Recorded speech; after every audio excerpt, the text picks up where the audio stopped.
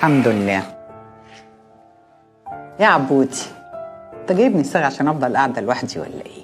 طب هات هدومك وتعالى اقعد معايا، اقل نام هنا. وانا بنام يا اما، ده هناك في خلق داخله وخلق خارجه وليله، مش هعرف اعمل كل ده من هنا. بس خلاص هانت يا ام عبد الله، اللي فات اقصر من اللي راح. نتلم انا وانتي في حقنا وملكنا، وننام وعينينا مقفولين ونحلم كمان. عايزه افرح بيك بقى. انت مش فرحانه بيا يا اما ولا ايه؟ يوه، بس نفسي بقى كده جهز لك بيتك وارقص في فرحك واشيل عيالك.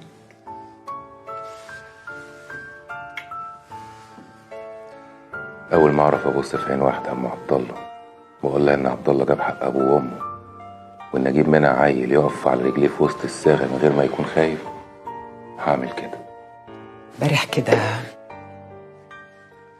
قعدت اقلب في صندوق ابوك القديم واحسب اللي اتسرق منا قد ايه. عارف ايه اكتر حاجه اتسرقت مننا؟ العمر. يعني ايه يا ام؟ هو انت كمان عاوزاني اوقف؟ لا، ولا عمري هقول لك وقف الا ما الحقيقه تبان. ساعتها تغور الفلوس ويخلص الانتقام. انا وابوك وانت نستحق ان كل الناس تعرف الحقيقه، بس انا مش عايزه حاجه تانية.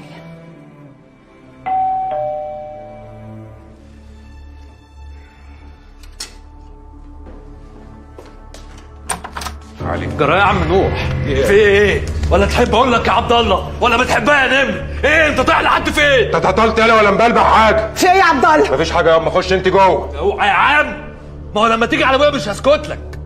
اولها سرقته ودلوقتي مخليه قاعد في البيت مرعوب منك وخايف وعايز يسيب الصاغه كلها بسببك، وعايزني اوصل لك انه ملوش دعوه باي حاجه. حاجه ايه بقى؟ انا مش فاهم انت ايه حكايتك؟ ماسك زل على الصاغه كلها ولا ايه؟ المهم انا جيت اقول لك ابويا وامي لا، عندك الصاغه كلها، اعملهم سندوتشات شاورما ولا يفرق لي، بس ابويا وامي خط احمر.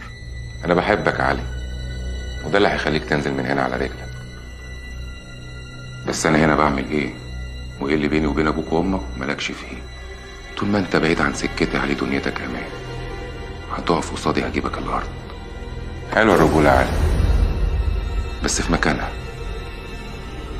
يلا روح عشان زمان امك قلقانه عليك، وقول لي الحاوي مش كل من خاف سنة.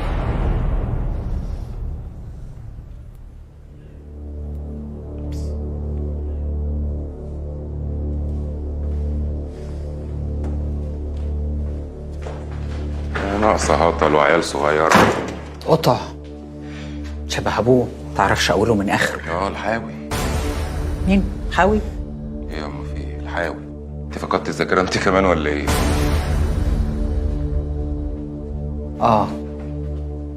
فقدتها.